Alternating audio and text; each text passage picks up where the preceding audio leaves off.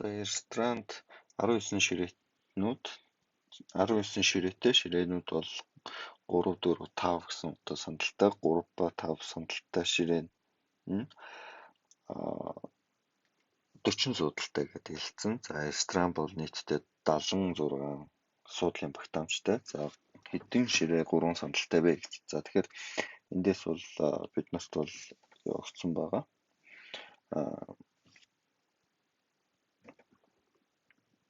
Шууд 76-аас 40-ыг хасчих юм бол 36 сандал гарч ирнэ.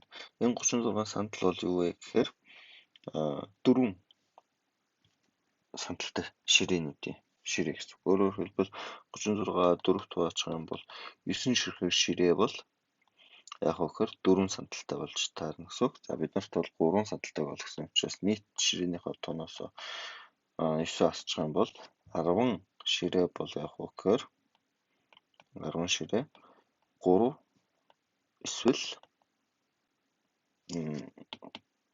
10 ширээ бол 3 ба 5 сандалтай гэсэн ангиллал орно гэсэн. За одоо тэгэхээр энэ бол шууд дахиад тулааны бодлого руу шилжиж байгаа гэсэн. За тэгэхээр 10 ширээгээ бол бүгдийн 5 сандалтай гэж үзчих юм бол нийтдээ бол 50 сандал болно гэсэн.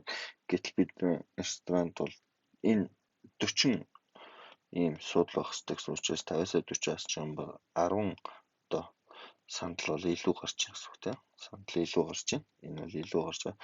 Яагаад илүү гарсан бэ гэхээр бид нар бол 3-ыг бол тийм ийшээ 5 урттай байх, ийшээ 3 урттай байхыг бол бид нар бол ингээд бүгдийг одоо ийм бахаар сонгоцсон шүү дээ. 5 бахаар тийм. Тэгэхээр эндээс бол зөрөө бол 2 үсэж байгаа гэсэн. Тэгэхээр зөрөө 2 тооч юм бол 5 ширхэг нь бол яг өгөхөр 3 сандалтай буюу В хариуц бичээ.